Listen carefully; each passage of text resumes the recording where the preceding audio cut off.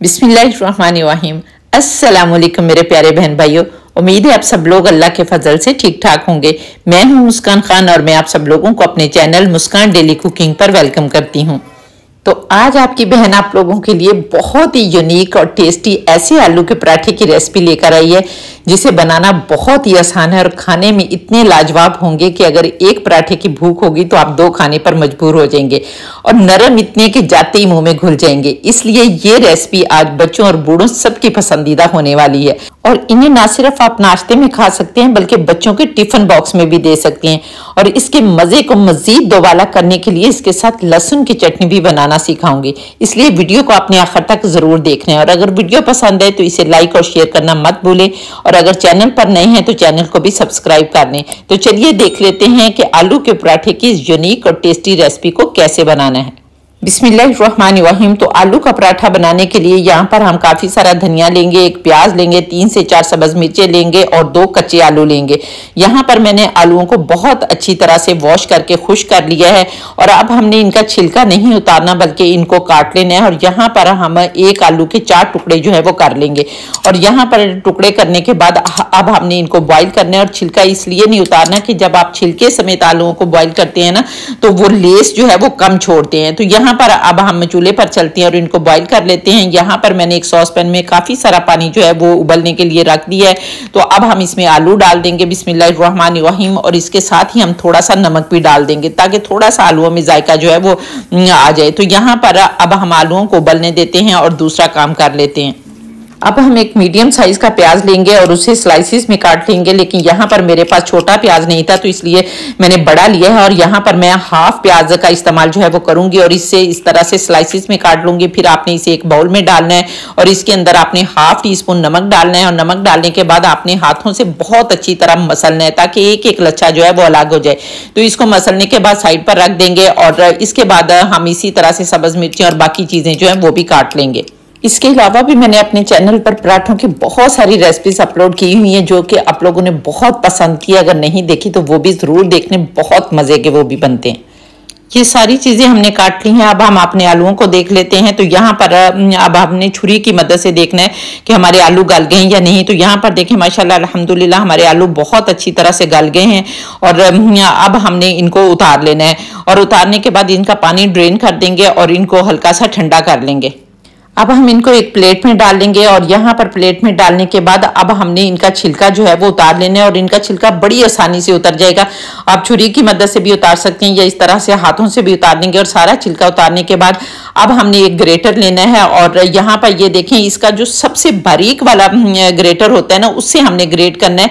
और जब ग्रेट करेंगे तो आप देखेंगे कि ऐसे लग रहा है कि जैसे हम चीज डाल रहे हैं। तो यहाँ पर अब हम इनको ग्रेट कर लेते हैं और ये देखें ये माशाल्लाह अल्हम्दुलिल्लाह बहुत अच्छी तरह से ग्रेट हो रहे हैं। तो इस तरह मैं सारे ग्रेट कर लेती हूँ और फिर आपको दिखाती हूँ। यहाँ पर मैंने सारे आलू जो है वो कद्दूकश कर लिए हैं। तो अब हम इसमें कुछ पाउडर मसाले डालेंगे जिसमें हाफ टी स्पून हल्दी पाउडर डालेंगे, हाफ टी स्पून गरम मसाला पाउडर डालेंगे, हाफ टी स्पून धनिया पाउडर डालेंगे, 1 टीस्पून कुटी लाल मिर्च डालेंगे, हाफ टी स्पून नमक डालेंगे या आप लोग अपने जायके के मुताबिक नमक डाल सकते हैं, 3 से 4 चॉप सब्ज मिर्चें डालेंगे, काफ़ी सारा सब्ज धनिया डालेंगे और इसके साथ ही हम 1 टेबल स्पून लेमन जूस डालेंगे। अगर आप लोगों के पास फ्रेश लेमन है तो आप वो भी डाल सकते हैं।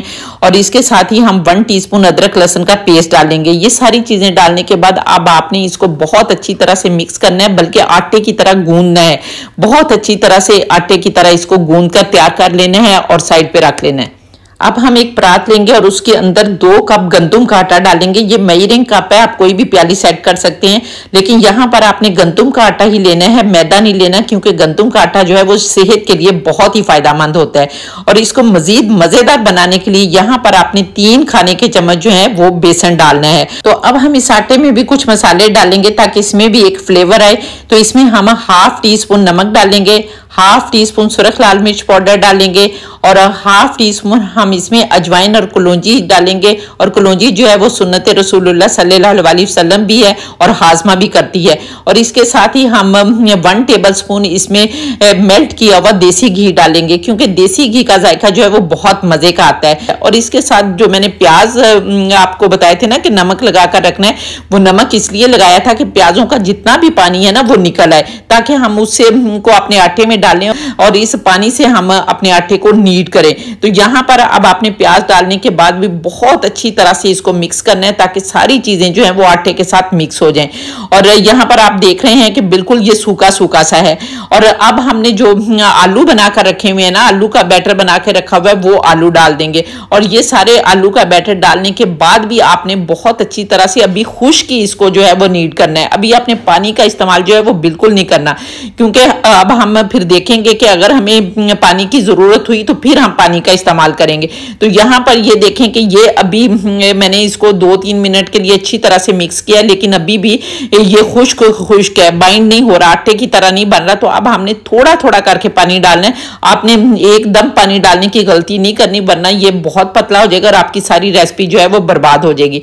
तो यहाँ पर मैं इसको थोड़ा थोड़ा पानी करके अच्छी तरह से गूंथती हूँ। तो जब तक मैं इसको गूंथ रही हूँ, आप लोग जल्दी से प्यारा सा कमेंट करके बताएं कि आप लोग किस किस कंट्री से मेरी वीडियो वॉच कर रहे हैं।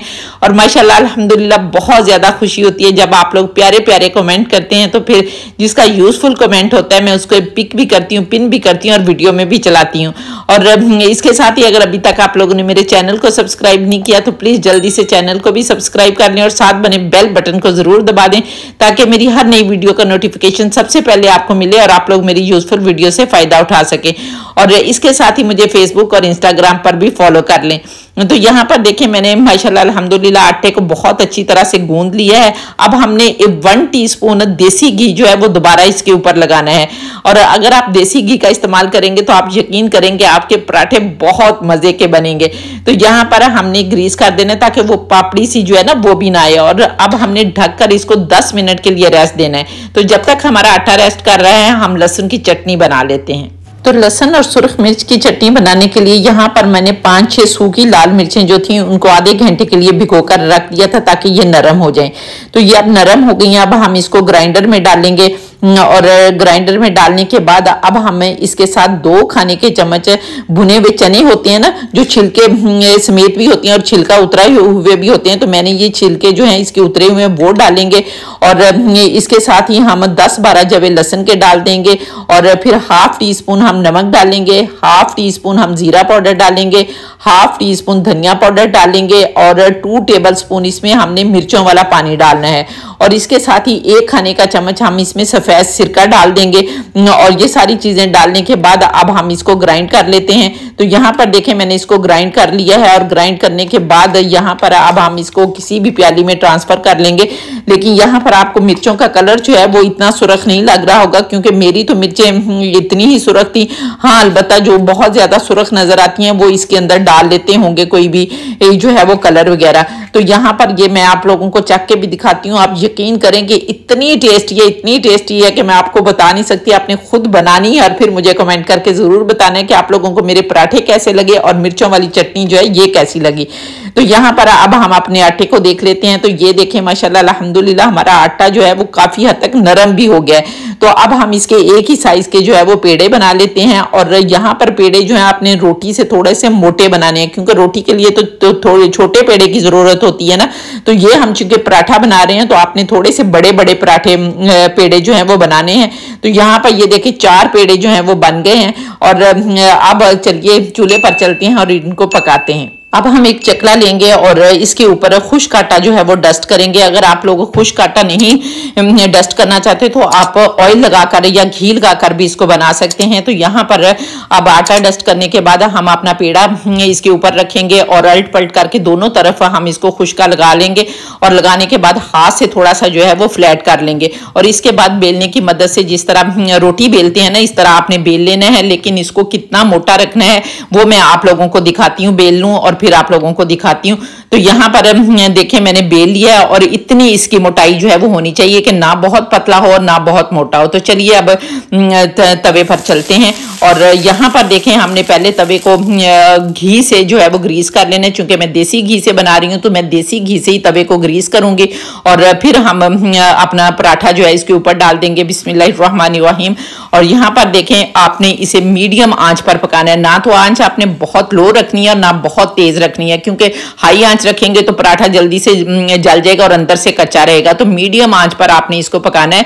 तो यहाँ पर 4-5 मिनट लगेंगे एक साइड से पकते हुए और फिर इसी तरह जब पक जाएगा तो फिर हम फ्लिप कर देंगे। तो यहाँ पर अब हम पकने देते हैं और फिर देखते हैं। तो यहाँ पर देखिए माशाल्लाह अल्हम्दुलिल्लाह एक साइड से हमारा पराठा जो है वो पक गया है। अब हम इसको फ्लिप कर देंगे और फ्लिप करने के बाद अब हमने इसके ऊपर भी घी लगाना है। तो यहाँ पर 1 टेबल स्पून आप घी लगा दें और थोड़ा थोड़ा जो है वो साइडों पर भी डाल दें ताकि नीचे भी घी जो है वो अच्छी तरह से लग जाए। और अगर आप लोग और ज्यादा टेस्टी खाना चाहते हैं तो जितना दिल करता है उतना घी लगा लें, क्योंकि देसी घी जो है ये मोटापा नहीं करता बिल्कुल भी। और दूसरे ये जो पराठा है शुगर पेशेंट के लिए भी बहुत अच्छा है, क्योंकि इसमें हमने बेसन भी डाला है और इसके साथ हमने गंदम का आटा इस्तेमाल किया, क्योंकि गंदम का जो आटा होता है ना खालिस, वो आपके शुगर लेवल को नहीं बढ़ाता। और इसके साथ हमने कच्चे प्याज जो है इसके अंदर शामिल किए हैं। तो इसलिए ये जो पराठा है ना ये शुगर पेशेंट के लिए भी हेल्दी है, वो भी खा सकते हैं। तो यहाँ पर अब हमने 3-4 मरतबा पलट करते हुए इस पराठे को बहुत अच्छा सा कलर दे देना। और कलर देखें कि आप कितना खूबसूरत आ रहा है माशाल्लाह अल्हम्दुलिल्लाह,